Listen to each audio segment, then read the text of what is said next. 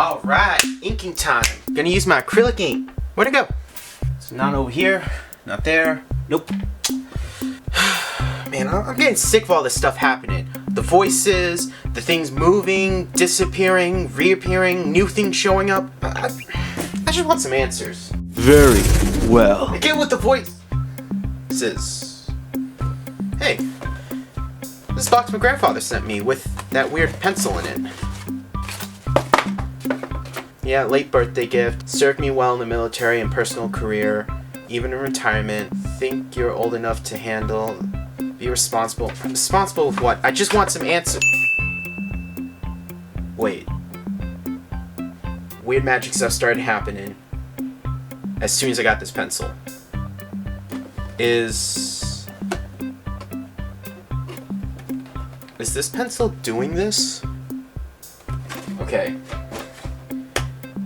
Pencil. If you're doing this, make a new acrylic ink show up. I swear I'm losing my mind. Yes. Wait, what the fuck?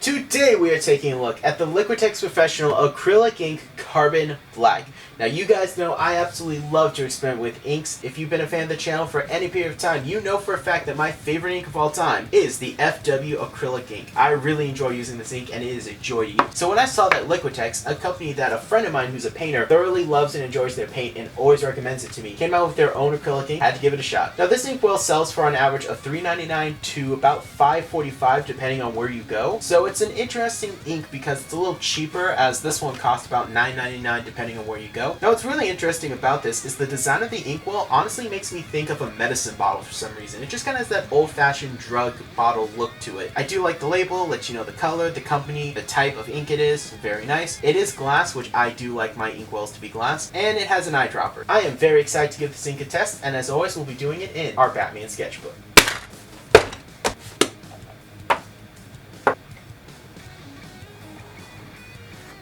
Very nice. I really like this ink. The lines are smooth. They're true black. I'm getting some great consistency because there's no bleeding, there's no edging, and I really like that in an ink. Now, it's staying true black. That's one thing I do worry about some of the inks I use is that, is it going to start out black and then become gray? No, this is staying consistently black. The lines are very strong. Here, the ink is super consistent, and I really like that. Now, this is actually with our normal dip pen. I really want to see what this does with the quill pen.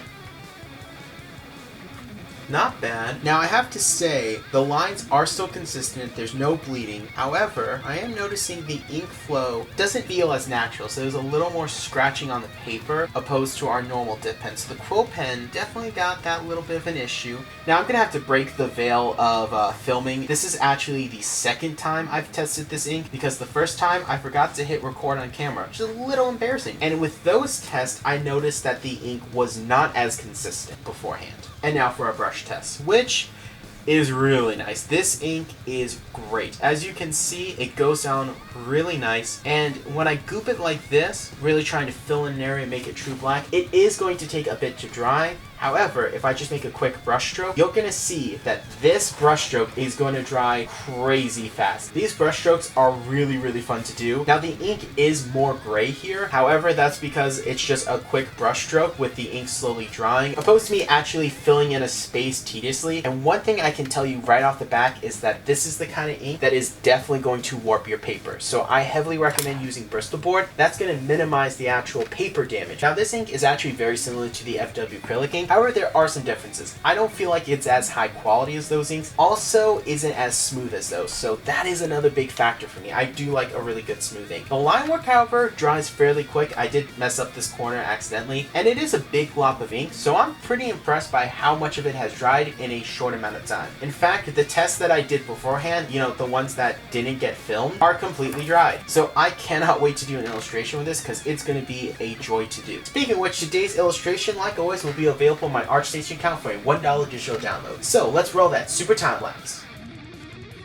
This ink was a absolute joy to use on the Bristol board. It made it even more smooth, and with my dip pen, I got some great solid line variation that I really enjoyed. In fact, the ink dried exceptionally quickly. By the time I finished inking the left-hand side, the right-hand side of Wrath was completely dry. I really love how quickly this ink dries. Filling Wrath in with the brush was very enjoyable on top of that. The ink was very easy to control, and on top of that, it was almost magic watching it go down on the paper. Very few areas needed to be layered more than once, and if they did, they dried fairly quickly. When it came to making the flame, the most challenging part was actually coming up with how I was going to do it. Normally with these drawing challenges, I actually only limit myself to the specific ink I'm using or the specific art tool, with the exception of correctional white ink and a few other reasonable tools. However, this time I decided to actually do something to show the benefit of acrylic ink. I didn't want to mix it with another acrylic ink as I wanted to save that for another video, so instead I actually drew upon my other inks, such as my Winsor&Newton drawing ink. With this ink in mind, I was actually able to create a base layer of black and actually created natural gray tones without having to water down my ink. I just actually thinned it by putting it down on the paper. So after creating some rough patches and spreading out just a little bit, I then went in with my actual Winsor&Newton ink and started to add the red, not only to Wrath but to the flames, allowing myself to mix the inks very well. The only real problem I had with this illustration wasn't the flame. At first I wasn't as confident with how it was going to turn out, but as I stayed to it and kept working it, I really love how it came out and it became my favorite element of the piece. The most problem I straight up had with this piece was Wrath's eye. I really liked the pose and the composition, and I really liked how the inks worked really well. I also did my trademark splatter effect to try and give the flame a little bit more spark and amber effect. I did restrain to do that with the black ink because I wanted to keep the piece red. I also didn't worry about going out the borders with the flames. It kind of helped it make more alive and give it more energy, which I really enjoyed at the end, though that eye still bugs me a little bit.